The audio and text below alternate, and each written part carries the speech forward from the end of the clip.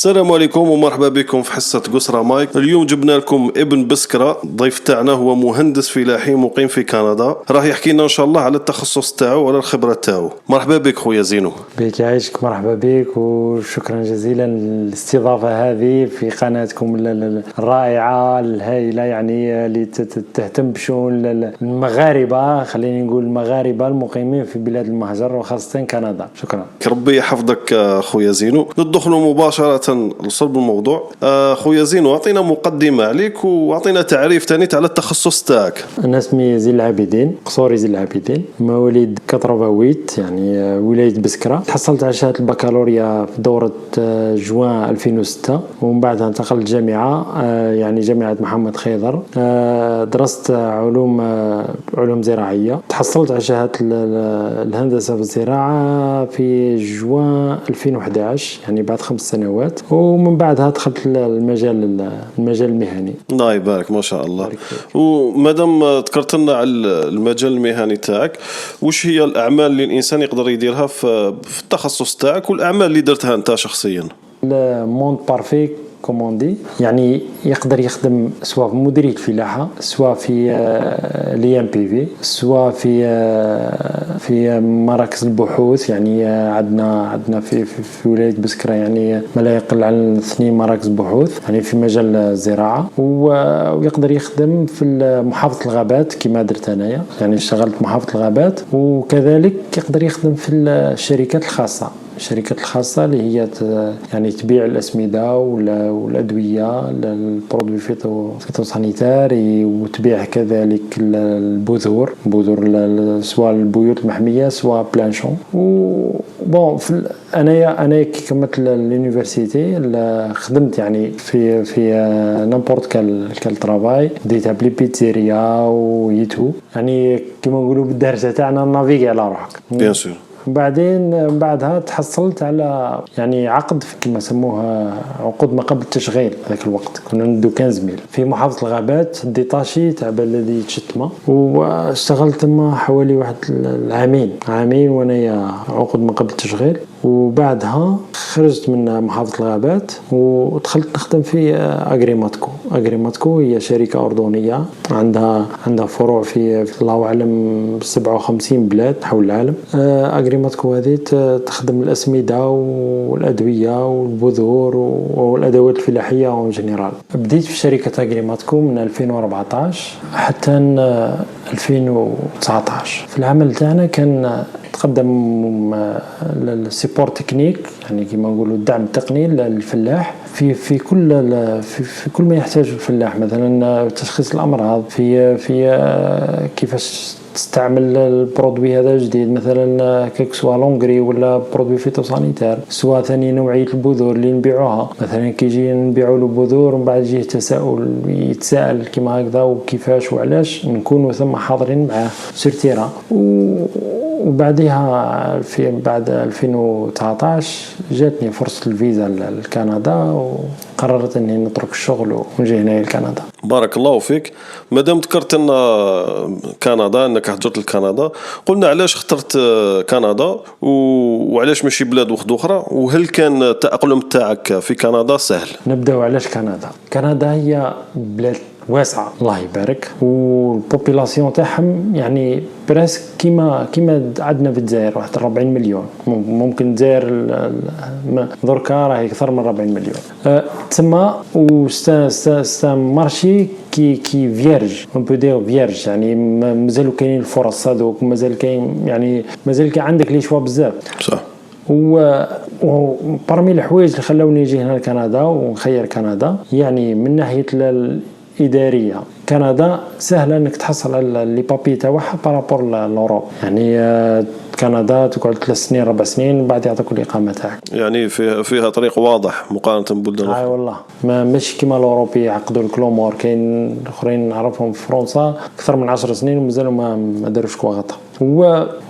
وزيد كاين حاجة، كندا الشعب الكندي هو يعني شعب طيب بارابور لي زوروبيان من الكوتي تاع تاع الراسيزم. لانه علاش كان نعطيكم اسيس مثلا يجي واحد كنديان يقول لي انت مهاجر روح لبلادك وكذا، نقول له حتى انت راك مهاجر لانه ملي السكان الاصليين هما الهنود الحمر ثم رانا على الهوا سوا. اما الاوروبيا كيجي يقول لي راك مهاجر سي فري عنده حق، لانه اوروبا قاره يسموها قاره العجوز، لانه هذاك اللي راهو ساكن ثم سي فري راهو كون تروح للجد الاول خلاص عنده 5000 سنه هو ساكن ثم، ماشي كيما كندا. على بها كندا بارابول لوروب ناقصه فيها الراسيزم، يعني ديما كاين الراسيزم، يعني مادام الانسان كاين حتكون كاين الراسيزم، وانما كندا ناقصه بارابور لوروب وخاصه لي فرانكوفون فرنسا وبلجيك وما إلى ذلك. صحيح. ونعاود نرجعوا لنفس السؤال، هل كان التأقلم تاعك في كندا سهل ولا كان فيه تحديات؟ التأقلم هو يعني على حساب شخصية الإنسان، لأنه كما أنا شفت ناس جاو بحالة أسوأ من حالتي وتأقلموا وعاشوا بيان وراهم الحمد لله راهم لاباس دركا، كما واحد صاحبي نعرفه صاحبي قريب ليا. وكاين ناس ثاني جاو خير من حالتي وما قدروش وروحوا دركا. راجع للشخصية تاعك، وكاين بزاف الأسباب اللي يخلوك تخرج من كندا وتروح، وكما كاين اسباب ثاني اللي يخلوك تقعد هنا في كندا. مثلا الاسباب اللي يخلوك تخرج من كندا اولتها والسلام عليكم هو البرد والثلج اللي يدوم 6 شهور تقريبا. وثانيا راهو الانسان اي انسان راهو يجيه الشوك هذاك من الشونجمون، لانه ستيل دو في اللي كنا عايشينه في الجزائر راهو مختلف على كندا كما نقولوا 180 درجه، سواء في الميليو دو ترافاي، سواء في الفوازيناج يعني جيرانك، سواء في العقليه تاع الناس، سواء في اي كلش يعني حاجه راك راح تروح من حاجه راح تروح للاوبوزيت تاعها، يعني المضاد تاعها ديريكت. تما على حساب بيرسوناليتي تاعك وعلى حساب لي بيت تاعك انت وراك حاب توصل، فهمتني؟ هو على حساب الحاجه اللي راهي تموتيفي فيك. الا كان حاجه تموتيفي فيك يعني مثلا خرجت باسكو الناس كل خرجت، هذاك راك الفيراج الاول راك تروح ما فيهاش. ثم الطومبات الاولى اللي طيح تاع الشارع راك حتى تقشك وتروح. ولا كان عندك دي ريزون سوليد امبوسيبل، لانه من الشتاء اللي شفناه والديبرسيون هذيك وكلش ما زلنا واقفين والحمد لله. الحمد لله. ومازال القادم ان شاء الله. ان شاء الله. زين خويا، انت خدمت في الميدان الفلاحي في الجزائر وخدمت راك تخدم في كندا الحمد لله في الميدان تاعك. وش هي الفروقات في الميدان الفلاحي بين كندا والجزائر، خصوصا في التخصص تاعك اللي هو انتاج وزراعه الطماطم؟ وش هي الفروقات اللي لاحظتها؟ انا قبل ما نخدم في الطومان الفلاحي خدمت في لي زوزين، يعني في لي زوزين ديجا وكاين فرق في المونطاليتي الطرافاي في الجزائر والمونطاليتي الطرافاي هنايا، ثم فرق كومبليتمون سواء في الواجبات تاع العامل سواء في حقوقك، لانه حتى حقوقك مضمونه 1000%، لانه البوس تاعك ما يقدرش حتى كيما نقولوا يمونكي لك الريسبي والو ان غرام كيما هكا تقدر توصل معاه الكبيره وتقدر حتى يطردوه من الخدمه، هذا البوس تاعك. وبالنسبه للفلاحه الفلاحه كيما كنت نقول يعني فرق 180 درجه، يعني حتى في الفلاحه هنايا في لا مونطاليتي ممكن نتعمق شويه في الامور تكنيك. مثلا هنايا البيوت تاع طماطم بيوت كبار كيما عندنا في الجزائر بيوت كبار، اما في الجزائر كي مثلا كي يخدم الى طار 16 كما نقولوا البوكي لاغراب 16 غرام. اما هنايا نخدموا الطماطم على طول خليني نقول على طول 11 شهر ولا 10 شهور ونص 10 شهور ونص وحنايا غارسين الطماطم. تما شحال يعني غارسين الطماطم وتنحوا الطماطم في نفس الوقت؟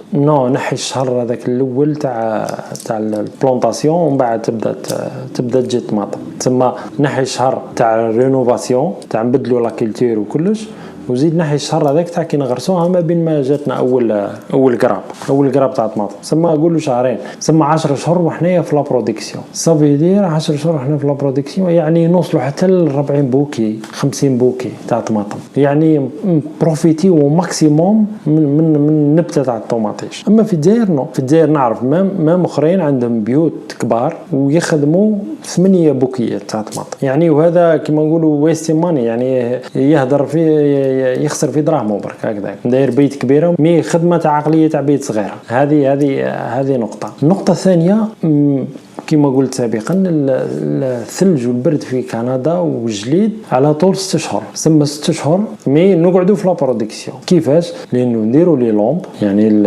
نديروا اللومبات يمدوا، لانه ما كانش هنايا الشمس، يمدوا الاشعه لي رايون يمدوهم لي بلونت، ولي لومب نطفوهم غير 4 سوايع في اليوم برك، يبقاو شاعلين 20 ساعه. والشجره ثاني نعطوها كاين السيركوي تاع الماء السخون باش تدفى الشجره، ثم التمبيراتور تتحكم فيها من الدار، يعني انا من الدار من التليفون نقدر نطلع التمبيراتور ونهبطها. وزيد نعطوها السي او 2 تاعها، السي او 2 هذا يبقى يمشي، وثاني نقدروا نبدلوه نطلعوه ونهبطوه. السي او 2 هذا يعاون في لابارتي فيجيتاتيف تاع لا بلونت باش ديفلوبا رابيدمون، وهكذا باش تزيد لنا الانتاج كما قال السي عثمان عريوات، الانتاج والانتاجيه.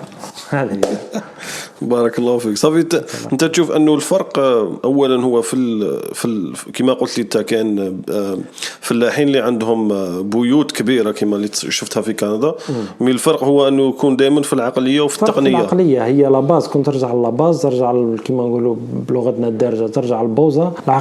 العقليه لانه الفلاح احنا عندنا في الجزائر الفلاح ماشي يعسفة الطوناج تاعو شحال خرج، بالو مشغول بالسعر تاع الطماطم شحال دارت. يا اخي انسى السعر واخدم على الطوناج، والسعر اللي جا مرحبا به. صحيح بارك الله فيك، يعطيك الصحه على التوضيح. حبيت نسقسيك اذا صحيح ولا لا، هل انه صحيح كاين منها انه كاين احتكار في انتاج البذور من طرف شركات عالميه؟ اكيد هذه كاينه في الشركات الكبرى كل، يعني كما يسموهم بالانجليزيه بيج ويلز، يعني الحيتان الكبرى هذوك، لانه هو ماذا به يبيع لك السومونس، والعام الجاي تعاود تشري عليه، ما تخرجوش هذيك تاع يبيع لك السومونس ومن بعد تنحي البذور اللي كاينين في الطماطم تنشفهم تعاود تخرج كما كانوا يديروا جدودنا بكري. هذه تخدم، تقدر تعطيك لي بلون دو طوماط، مي ماهيش بلي ميم كاليتي تاع الطماطم اللي نحيتها منها، يعني تعطيك الطماطم هذه ما تكونش رونطابل، يعني كونسوماسيون بيرسونيل تقدر ديرها نورمال، مي باش تولي كوميرسيال نو ما تقدرش، لانه ما تخرج لكش حاجه كبيره. وهذه باردو، مثلا كما نشوفوا في السيارات، مثلا في الدومين تاع الطوموبيلات يبيع لك طوموبيل ولي بياس يخسروا باش تعاود تشري بياس عليه، وهكا تمشي الدنيا. وسمعنا شحال من مارك، مثلا جي ام سي الله اعلم، ولا جي ام جنرال موتورز، كانت تخدم في طوموبيل وكانت ما تخسرش شغل، مام بارشوك تاعها كانوا دايرين له سيستم تاع رصور يبصر بالشوك، ومن بعد لقاوهم تخرجهمش، عاودوا داروا حطبه باش كي تخبط تكسر البارشوك تعاود تشري بارشوك جديد. وهذه بزنس، ماشي مؤامره ولا صحيح، باش يكثروا من الارباح تاعهم. صحيح هذه سي لوجيك. واش تشوف انه يخص الجزائر باش تنهض بالميدان الزراعي، باش يكون فيها لونسمون تاع زراعه في الجزائر؟ دركا كي نهضروا على الجزائر نهضروا على دو كوتي ادمينستراتيف اللي هي كوتي تاع الدوله تاعنا، والكوتي تاع الشعب تاع الفلاح. نبداو بالكوتي ادمينستراتيف. لازم الدوله تسهل استيراد كيما نقولوا الادويه، واستيراد لي زونغري، واستيراد السومونس، باش السعر تاعها ما يرتفعش بزاف، باش الفلاح يزيد لا سوبرفيسي اللي راه يخدم فيها. مثلا انا قبل ما نخرج من الجزائر في 2019 كنت نعرف عباد عندهم سوبرفيسي محترمه، يعني مساحات محترمه غارسينها، 2 بيوت كبار 3 4. ومن بعد كي عاودت وليت درت زياره للجزائر في 2022، عام 2022 في الصيف، استغفر الله، في نوفمبر 2022، يعني اللي كان مداير 4 ولا مداير 2 نقصوا. علاش؟ لانه باغ اكزومبل الخيط هذاك اللي نديروا به الطماطم انا في 2019 خليته 35,000 كيلو، 38,000، دركا راه يدير 75,000 كيلو. ثم الفلاح كيفاش حيخدم كما هكا؟ محال يقدر يخدم. وزيد ثاني حاجه اخرى، تنظيم السوق، لانه هنايا مثلا حنا الشركه تاعنا كي نخرجوا الطماطم تفوت على لومبالاج، عندنا ايكيب تاع لومبالاج تومباليها كل نوع كيفاش يتومبالا، ومن بعد نبعثوها ديريكتومون. هنايا كاين شركات كبيره مثلا كيما والمارت، كيما كوستكو، كيما سوبر سي، كيما ايجيا، يشروا علينا الطماطم ديريكتومون. مثلا الله ما عنديش شيفر اكزاكت، مي مثلا في السمانه يقول لك اعطيني 150 قنطار 200 قنطار، ما عنديش الشفر اكزاكت، ما يعطيت مثال، تبعثها له ديريكت للسمانه، هذاك يحطها ديريكتومون للكونسوماتور. انا مثلا ندخل السوبر سي نلقى الطماطم تاعي اللي كنت نخدم فيها تاع ميرابيل مثلا تسمى. اما بالجزائر الفلاح يبيع للتاجر، يبيعها المونداتور يبيعها الخضار الصغير، الخضار يبيعها شوف شحال من زاد ديجا. كاين وسطاء بزاف يعني. كاين وسطاء ديجا بين المونداتور والخضار اي كاينه مينيموم كاينه 15,000 فرانك في الكيلو. شوف شحال سما كاين بزاف ناكل الناس تاكل في الخبز، يعني نقدروا نقزوهم نورمال عادي، نقدروا نقزوهم نورمال وكيما هكذا. مي لازمتنا ثاني دي سوبر مارشي كبار. هذه هي. بارك الله فيك. ان شاء الله يكون فيه تحرك باش يكون شويه امن غذائي في الجزائر. يا خويا بارك الله فيك. نقول لك نسقسيك حاجه برك، وش هي النصائح اللي تمدهم الواحد جاي جديد لكندا؟ نعطيك كلمه واحده، اصدم يا اخي، راهي الى الامام. الى الامام، ما ترجعش مرشريا مهرد. اصدم لانه ما هي سهله، مي تستاهل. سيفري بعيده على الجزائر، ماشي كيما الاوروب. سيفري كاين الثلج، كاين الامور والبرد والديبرسيون، سورتو الناس اللي نفسيا ضعاف، يعني مثلا رهيف كيما نقولوا نفسيا. مي اصدم خويا، ما توليش اللور خلاص، لانه جاو ناس ما ربنا كما خلقتنا، والحمد لله راكم بديورهم بزوجوا هنايا وطوموبيلاتهم وعادي والحمد لله. كي نقول طوموبيلاتهم ماشي شعب ايماجيني براك تشري تيغوان لامبورغيني ومازيراتي الاخرى وكذا. نو عندك طوموبيل محترمه 4 رواد تمشي بها. نو ماشي 4 رواد ثاني الباب ما يتفرماش ويتحل من برا. لا ماشي لاكاس تسمى طوموبيل محترمه بصالير تقدر تكري وكذا، ودير الاستقلاليه تاعك وعلاش لا حتى تعاون داركم في البلاد لهي. بصح هل تشوف بارك الله فيك النصائح مش شابين، مي كيك تهضر كان تفكر في واحد الامور؟ هل كندا تبان لك انه انت شحال عندك تهنا زين في البلاد؟ 2019 ثم اقول 4 سنين. الله يبارك. تبان لك انه كندا فيها بوسيبيتي باش واحد، خلينا احنا دائما عندنا هذاك التفكير التقليدي تروح البلاد وتعيش حياه كريمه وكذا، خلينا من هذاك الجانب انه كاين كيفاش انسان ولا شفت عباد اللي نجحوا داروا مثلا ولاو دي ملياردير ولا دي مليونير في كندا، ولا عندهم ماشي شرط هنا في كندا، ولا عندهم ارزاق كبيره في الجزائر. ما شفتش، ما نعرفهمش يعني شخصيا، مي نسمع بهم باللي كاين عباد داروا كيما نقولوا التاويل. مي سا ديبون على حسب العقليات. درك انا نعطيكم مثال، كاين واحد نعرفه شرا دار، يعني سكن شخصي ليه، قال لي شريت دار واسعه كذا بلا بيسين كذا باش ولاتي يتمتعوا. وكاين واحد كاري في ابارتومون، مي شرا 3 ابارتومون مع بعضهم تريبلكس وكاريه. دركا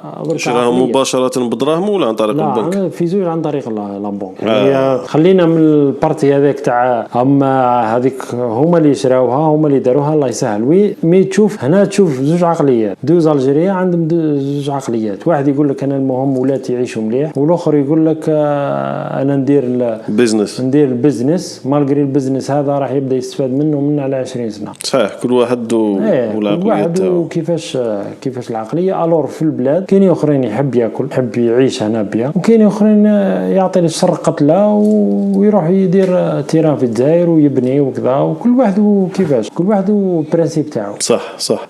سؤال واحد اخر خويا زين، وبون من مرقوهاش واش علي من انا نهضروا مباشره، مي كاين واحد الناس راح يفهمونا، خصوصا الوالدين اللي حابين يجوا لكندا. انت كأب هنا في كندا، واش رايك في البروباغندا اللي راهي تدور؟ راك عارف علي من نهضر، ماشي غير في كندا، في كاع البلدان الغربيه. واش رايك راهو باين، مي كيفاش انه انسان يقدر يحمي ولاده من هذه الامورات حسب رايك؟ والله تقدر تحمي ولادك انك انت تعلمها بالدار باللي في الدنيا هذه كاين كيما نقولوا البلو والروز. هذه الدنيا هذه كيما يقول ربي سبحانه وتعالى وإن خلقناكم من ذكر وانثى، يعني باش ما نروحوش لبعيد، مي لازماتك انت توعيهم، لانه لانه ولا كان عندك حل ثاني انك تدخلهم دي زيكول بريفي. كاينه على باليش الا نديرو بوبليسيتي ولا شي، نعرف انا مي هنايا ندخل ولادو في ايكول اسمها الله اعلم ابن خلدون ولا حاجه كيما هكا. مام يعني نفس المقرر تاع الدوله عندها اغريمون من ليطا، مي تقريهم ثاني العربيه وتقريهم القران الكريم والاحاديث، وتيفيت علينا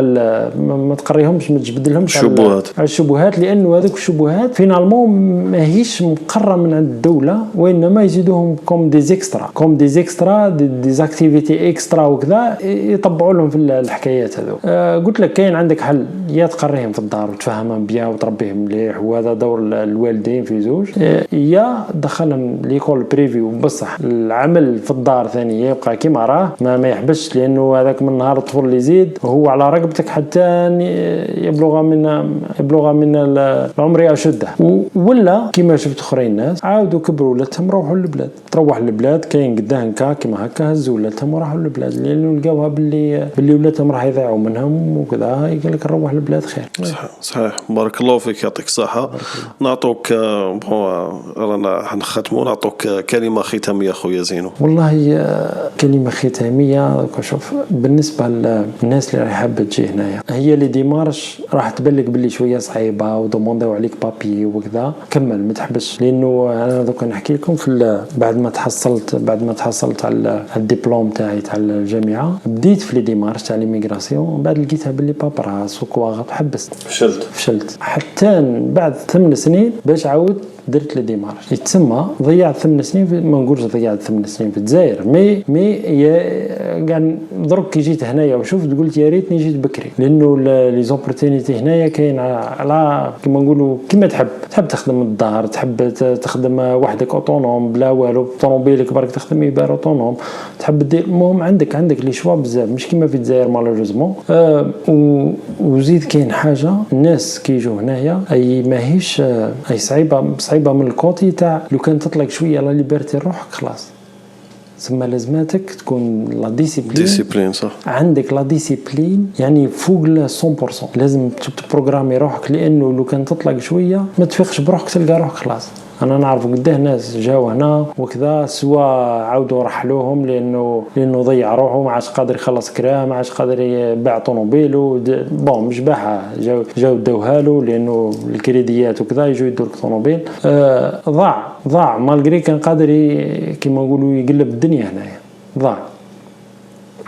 على بها كاين حوايج لا ديسيبلين، وتخير الصحبه تاعك، لانك تخير الصحاب رزان في عقالهم وعندهم بيت وناس ملاح وكذا، تروح باذن الله البعيد. وليكوب اللي يجوا هنايا وكذا راح يتعبوا في زوج، هذيك موامبير على واحد يجي وحده ولا وحده تجي وحده، لانه دركا ولينا نشوفوا في لي ستوديون يجوا ديريكت هنايا. مي نوصيكم على حاجه، لا ديسيبلين، لانه في البلاد هذه تغفل شويه، سواء ما تروحش تخدم نهارين ثلاثه، يبداو يجوك لي فاكتور تحصل تولي تمشي بالموا، لانه هنا كلش تخلص عليه، كلش محسوب، كلش كذا. على بها لازمتك الخدمه ولا ديسيبلين كيما انا قلتها وعاودها. وماذا بينا تتابعوا القناه تاع قصرى مايك، لانه فريمون فيها يجيبوا ناس عندهم دي اكسبيريونس تستفادوا منهم، تدوا نظر على كندا، كيفاش راهي كندا، كيفاش المعيشه هنايا.